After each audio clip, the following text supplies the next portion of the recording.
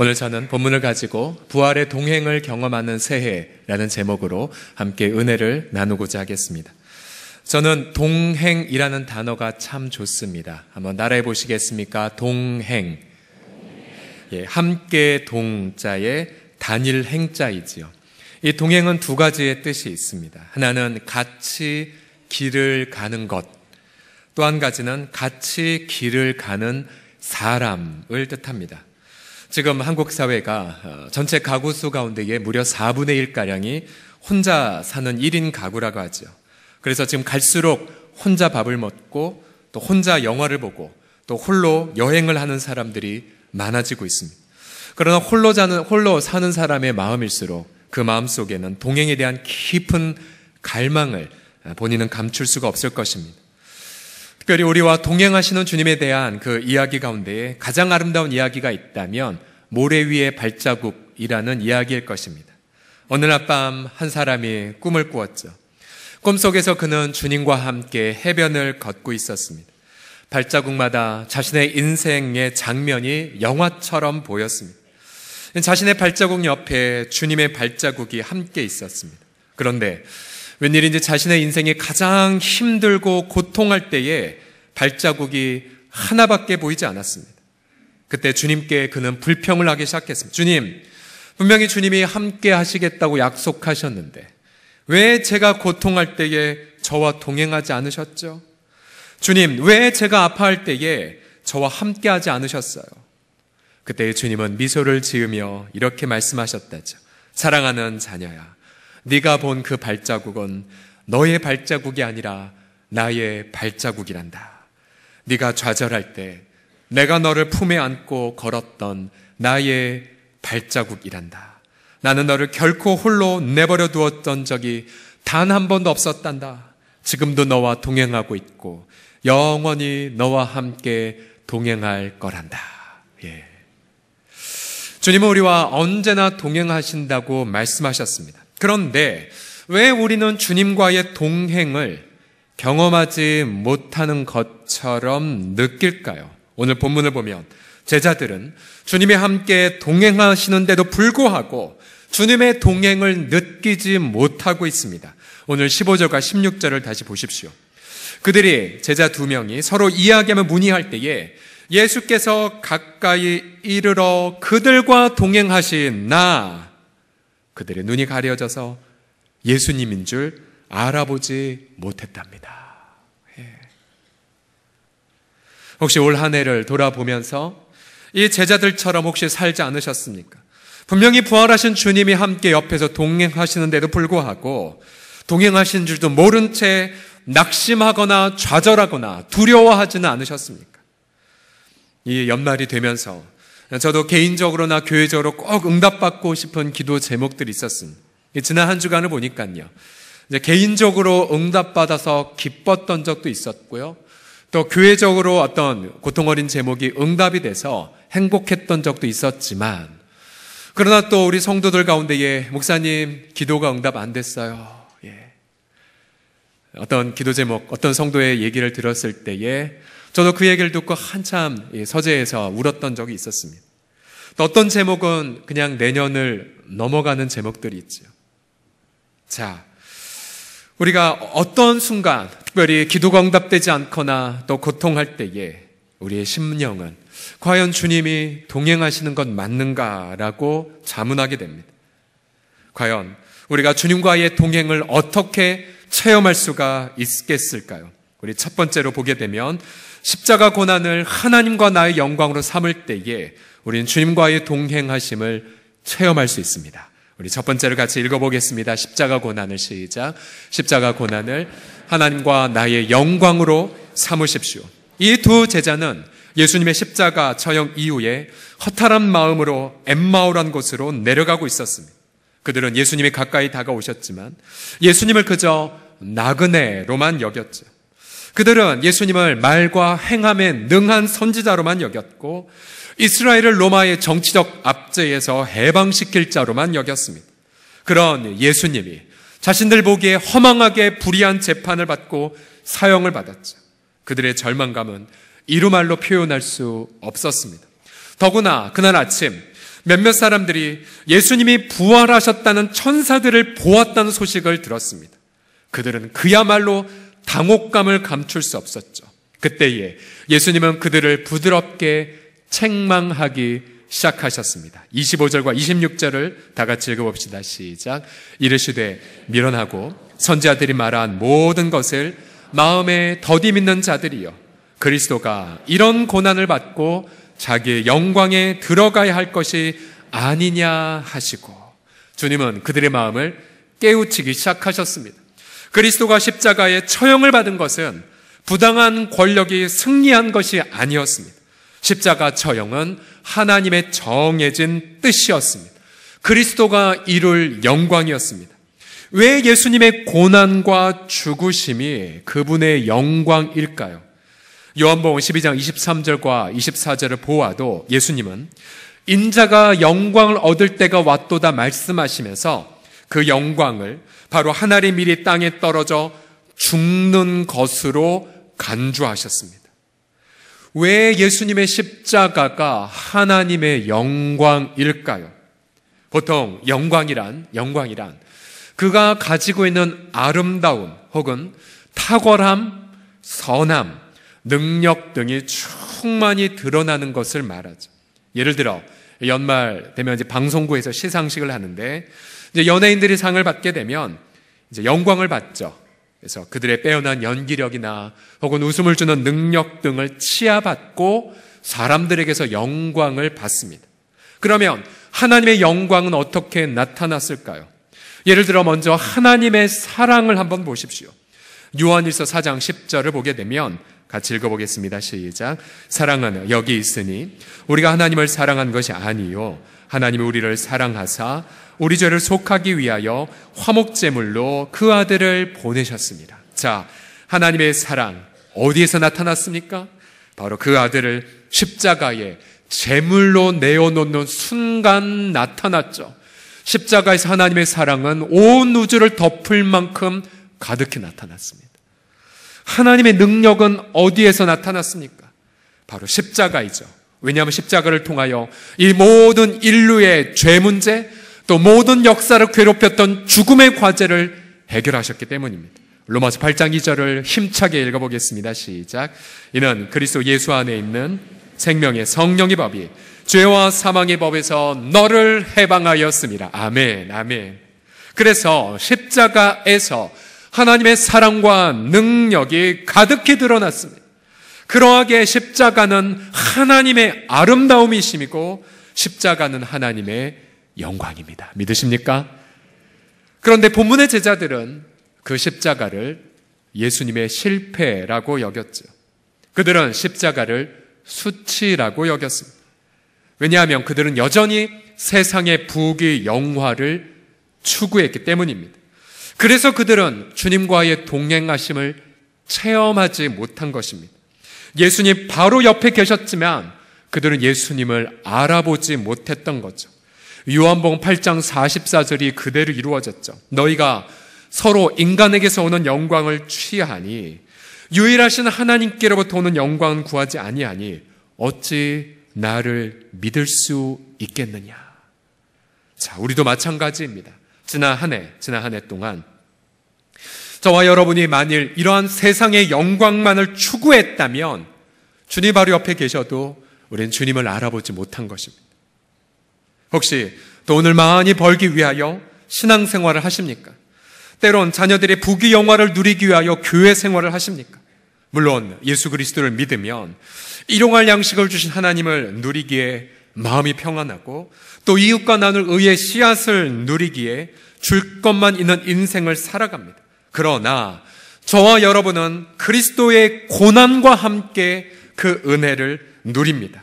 성경이 말하죠. 그리스도 안에서 경건하게 살고자 하는 자들은 핍박을 받는다고요. 그러나 그 고난은 수치가 아닙니다. 고난은 죄가 아닙니다. 우리는 고난을 통해 자기 영광에 들어가신 주님을 대면합니다. 바울의 고백대로 약할 때 강함이 되시는 주님을 노래하게 되지요. 얼마 전 암으로 장기간 투병한 한 지체의 고백을 들었습니다. 그는 셀 수 없이 많은 항암 주사를 받았고 다리도 제대로 못 움직입니다. 그렇지만 그분의 고백은 주님께 감사합니다입니다. 또 그 내면 속에 있는 주님의 기쁨을 막을 수가 없었습니다. 또 불의의 교통사고를 당해 정말로 자신의 소중한 부분을 잃어버린 한 지체도 소망 중에 제게 이렇게 말했어요. 목사님, 제가 시편 말씀대로 내가 죽지 않고 살아서 여호와의 영예를 선포하겠다. 그 말씀 잊지 않고 제가 선포하고 있습니다. 바로 그분들은 비록 병상이지만 주님과 함께 동행하시는 것을 선명하게 체험하고 있었습니다. 또 최근에 사업을 하는 지체도 제게 이렇게 간증을 했습니다. 이 연말 기대했던 매출이 발생되지 않았지만 하나님의 다른 방법으로 채워주셨다고 말하면서 목사님, 일터의 현장이 마치 광야와 같지만 그러나 하나님의 신실하심을 늘 체험한다라는 간증을 하셨어요. 그러기에 사랑하는 성도들이요, 누가 그리스도의 부활을, 동행을 체험하겠습니까? 그것은 바로 그리스도의 고난을 자신의 영광으로 삼는 자들입니다. 그러하기에 저와 여러분 이 시간 무엇을 회개해야 되겠습니까? 그것은 주님의 저 고난을 나의 영광으로 삼지 않았던 죄악들을 회개하셔야 됩니다. 세상 영광을 구하며 시간을 낭비했던 것을 회개해야 합니다. 그러게 우리는 이 시간 하나님 앞에 성찬을 맞이하기 전 분명하게 이러한 고백을 하셔야 됩니다. 다 같이 따라하겠습니다. 십자가가 제 영광입니다. 시작. 십자가가 제 영광. 다시 한번 고백하겠습니다. 십자가가 하나님의 영광이고 저의 영광입니다. 시작. 십자가가 하나님의 영광이고 저의 영광입니다. 그러하기에 오늘 이 밤 저는 찬송가 315장 2절을 이렇게 고백하고 싶습니다. 주날 사랑하사 구하시려고 저 십자가 고난 당하셨도다. 그 가시관 쓰신 내 주 배우니 그 다음 이전보다 더욱 사랑합니다. 저는 이 고백이 오늘 밤 저와 여러분에게 충만히 재현되기를 예수님의 이름으로 간절히 축복합니다. 옆사람 눈을 보며 다시 고백합시다. 십자가가 저의 영광입니다. 시작. 십자가가 저의 영광입니다. 두 번째로 주님과의 동행을 어떻게 체험할 수 있을까요? 그것은 바로 성경을 통해 그리스도의 고난과 부활을 묵상할 때입니다. 본문에서 이 부활하신 예수님은 제자들에게 성경을 풀어주기 시작하셨지요. 27절을 보시게 되면 이에 예수님이 모세, 즉 구약의 모세 오경, 창세기부터 신명기까지를 뜻하죠. 그리고 모든 선지자의 글들, 그 외에 모든 구약 성경을 시작하여 모든 성경에 쓴 바 자기에 관한 것을 자세히 설명하기 시작하셨습니다. 저자 직강이 시작된 것이지요. 아마 주님은 출애굽기에 6월절 어린 양을 보시며 그 어린 양이 바로 세상 죄를 지고 가는 하나님의 어린 양 그리스도라고 말씀하셨을 것입니다. 아마 주님은 시편 말씀을 통하여 주님의 거룩한 자가 썩음을 당치 않을 것이란 말씀을 들으면서 바로 이 땅에 오실 그리스도가 죽음을 당하겠지만 그러나 사흘 만에 부활할 것을 증명하셨을 것입니다. 또 주님은 이사야서 말씀을 통하여 바로 우리의 허물 때문에 그가 고통을 받았고 우리의 질고를 대신 짊어지고 채찍에 맞으셨다는 것을 설명하셨을 것입니다. 그 순간 제자들의 마음은 뜨겁게 불타오르기 시작했지요. 자, 우리 사랑하는 성도들이요, 이 성경은 도대체 무엇을 말하고 있는 것입니까? 전체 성경을 요한복음 20장 31절이 이렇게 요약을 합니다. 같이 읽어보겠습니다. 시작. 오직 이것을 기록함은 너희로 예수께서 하나님의 아들 그리스도이심을 믿게 하려 함이요 또 너희로 믿고 그 이름을 힘입어 생명을 얻게 하려 함이라. 아멘, 아멘. 즉 이 성경 말씀 전체가 그리스도를 증거합니다. 왜 증거하냐면 그리스도 때문에 우리로 생명을 누리게 하기 때문입니다. 우리는 많은 분들이 이 성경 말씀을 통하여 그리스도를 체험한 이들의 간증을 잘 알고 있습니다. 예를 들어 저 터키에서 한동안 살해 위협을 받고 있었던 베닷 목사님을 보십시오. 철저하게 무슬림이었지만 어느 누가 전해준 요한복음을 읽고 그 요한복음을 통하여 살아계신 예수님을 체험하지 않았습니까? 이 성경 말씀은 마치 라디오와 같습니다. 여러분, 지금도 방송국에서 아름다운 노래를 온 세상에 전파하지만, 그러나 라디오가 없다면 노래소리를 들을 수가 없죠. 마찬가지로 여러분이 성경 말씀이 없다면 우리는 그리스도를 체험할 수가 없어요. 성경 말씀이 없다면 주님의 음성을 들을 수가 없습니다. 성경 말씀이 없다면 우리는 주님이 어디로 가는지도 알 수가 없지요. 과연 여러분 얼마나 올 한 해 동안 성경을 사랑하셨습니까? 얼마나 말씀을 묵상하셨고 암송했으며 연구했고 여러분 가르치셨습니까? 만약 어느 누가 나는 성경 말씀이 없어도 잘 살 수 있어 라고 생각하신다면 그는 정말로 자신이 거듭난 자인지를 심각하게 고민해야 됩니다. 왜냐하면 저와 여러분은 살아계신 하나님의 말씀을 통하여 새 생명을 받았기 때문이죠. 단 하루라도 주의 말씀으로 내 영혼을 채우지 않는다면 우리 영혼은 갈급해하고 고통해하고 목말라 합니다. 만약 저와 여러분 마음속에 이 말씀에 대한 갈증이 없다면 그분의 내면은 심각하게 병이 든 것입니다. 과연 저와 여러분은 얼마나 이 말씀을 사모하셨습니까? 내가 예수 그리스도의 보혈로 구원받았다는 것을 진심으로 믿는다면, 그래서 내 일터의 주권도 하나님께 있고 내 미래도 주님의 주권에 있는 것을 믿는다면 우리는 주의 말씀이 없으면 단 하루도 살아갈 수가 없습니다. 왜냐하면 주님의 말씀은 내 길의 빛이요 내 발의 등불이기 때문입니다. 할렐루야. 존 파이퍼의 병상의 은혜라는 책에서 그가 전립선 암으로 투병할 때에 어떻게 말씀을 붙잡았는지 간증을 합니다. 병원에 가서 시끄러운 이 기계 소리, 또 텔레비전 소리로 분주한 병상, 또 끊이지 않는 통증, 또 두려움. 그는 그 속에서 짤막하게 하나님 말씀을 선포하며 그 고통을 견딥니다. 예를 들어 그가 붙잡았던 말씀 가운데에 데살로니가전서 1장 10절 말씀이 이는 장래에 노하심에서 우리를 건지시는 예수시니라. 그는 끊임없이 말씀을 선포하고 붙잡았습니다. 그는 이 책에서 이렇게 고백을 하죠. 우리는 고통 때문에 하나님이 필요한데 바로 그 고통이 우리 시야를 가려 하나님을 보지 못하게 할 수 있습니다. 그렇죠? 이럴 때는 여러분의 마음속에 하나님에 대한 단순하고 짤막한 성경 말씀들이 들어있는 게 참으로 중요합니다. 그러면 자신에게 그것을 선포할 수 있습니다라고 고백합니다. 그렇습니다. 우리 사랑하는 성도들이요.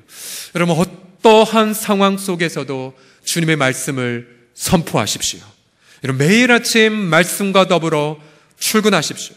여러분 우리 교회 홈페이지에 들어가 보시면 이제 다양한 성경 번역본 또 다양한 성경 낭독 버전을 접하실 수 있습니다. 또한 여러분 올해 저희가 저희 교회 안에 녹음실에서 우리말 성경이라고 하는 아주 번역이 잘 된 성경으로 지금 한참 우리 지체들이 전문적인 성우와 같은 목소리로 지금 한참 녹음을 하고 있습니다. 왜냐하면 우리 성도들에게 어떻게든 하나님 말씀으로 하루를 열도록 돕기 위해서 있죠. 또 여러분 예배가 끝나시면 2017년도를 위한 새로운 성경 통독표도 나누어 드립니다. 저 오늘 저녁에 어느 한 지체가 제게 카톡으로 목사님 성경 말씀 이렇게 다 읽었습니다라고 다 체크한 걸 보여주셨어요. 그분은 정말로 일터에서 너무나 바쁜 분인데도 불구하고 제가 그 광경을 보고 얼마나 마음의 위로와 흐뭇함을 받았는지 모릅니다. 우리 사랑하는 성도들이여, 말씀과 함께 새해 부활하신 예수님과 동행을 선명하게 가정과 일터에서 체험하는 말씀의 사람, 성경책 그 자체가 되신 여러분이 되기를 예수님의 이름으로 축복합니다. 옆 사람 오며 자신을 향해 이렇게 다짐하겠습니다. 말씀으로 승리하겠습니다라고 시작. 말씀으로 승리하겠습니다. 마지막으로 주님과의 동행을 어떻게 체험할 수 있을까요? 그것은 성령을 통해 일상에서 친밀한 교제를 누림을 통해서입니다. 이제 제자들의 마음은 뜨거워졌습니다.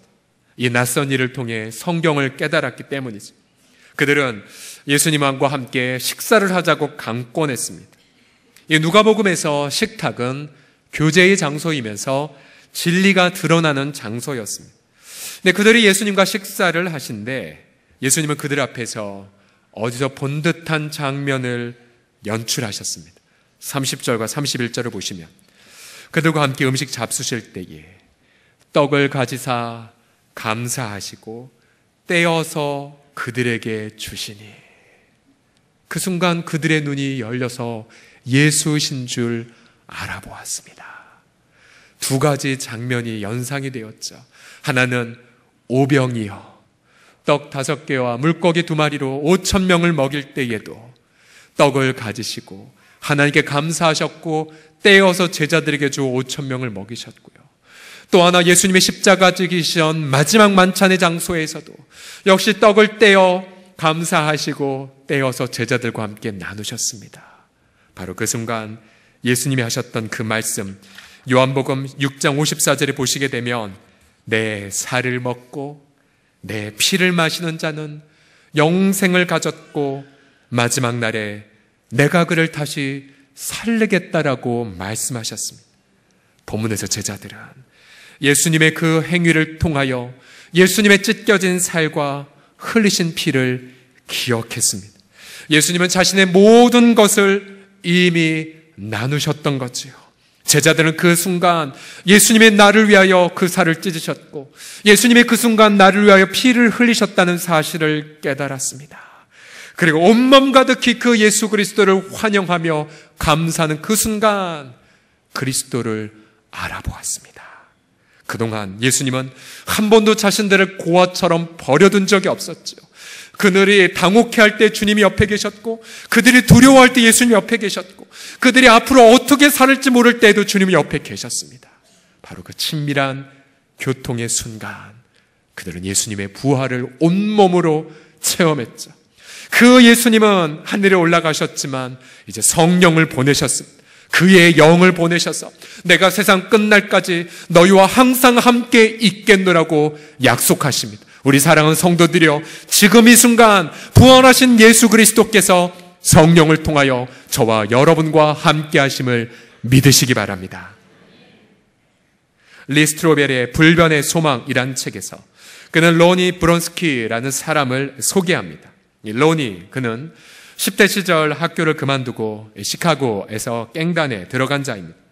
소년원을 제 집처럼 드나들었고 매일 마약을 했고 마침내 21살에 총으로 사람을 쏴 죽이려다가 미수로 그치고는 도망자가 되었습니다.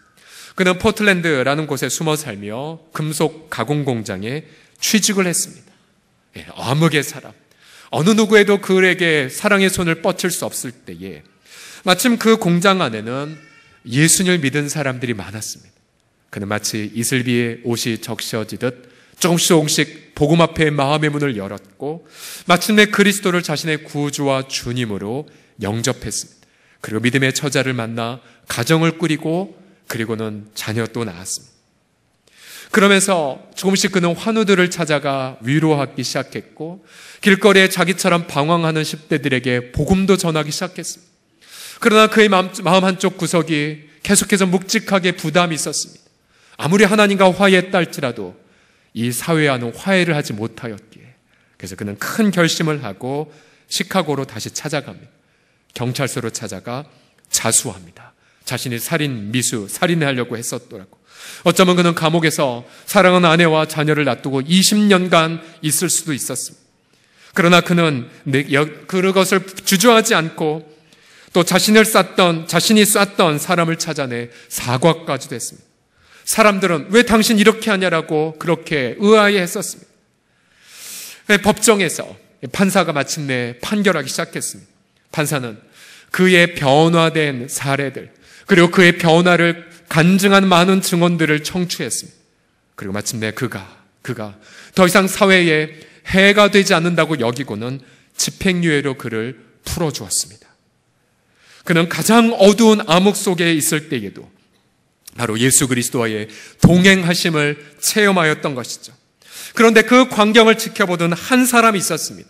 그는 아내를 쫓아 교회는 다녔지만 언론인으로서 회의주의자였고 날카로운 지성을 가진 자, 그래서 그는 예수님을 믿지 않았던 자였습니다. 그러나 그가 예수님 때문에 정말 가망성 없는 한 인생이 완전히 바뀐 현장을 바라보면서 그때부터 그는 큰 충격을 받고 성경을 깊이 있게 연구하기 시작했습니다. 마침내 만 2년 만에 그는 이 성경을 통하여 예수 그리스도를 구주와 주님으로 영접하였죠. 바로 그가 누구냐면 미국에서 가장 탁월하게 복음을 증거하는 리 스트로벨이라고 하는 복음 전도자입니다. 우리 사랑하는 성도들이요, 그 어떠한 것도 예수님과의 동행을 제한하거나 막을 수 없습니다. 죄가 방해할까요? 오히려 예수님은 자신을 죄인의 구주요, 죄의 친구로 자신을 드러낼 뿐이지요. 고난입니까? 예수님은 오히려 고난의 파도를 잠잠케 하고 고난 중에 우리를 보석처럼 연단하시는 분으로 자신을 드러내실 것입니다. 가난도, 질병도, 죽음도, 그 어떠한 것도 그리스도와의 동행을 막을 수 없습니다. 그러하게 지난 한 해 부활하신 예수 그리스도께서 우리와 동행하셨습니다. 지금도 우리와 동행하고 가시며 새해에도 그가 우리와 함께 동행하실 것입니다. 기도하겠습니다.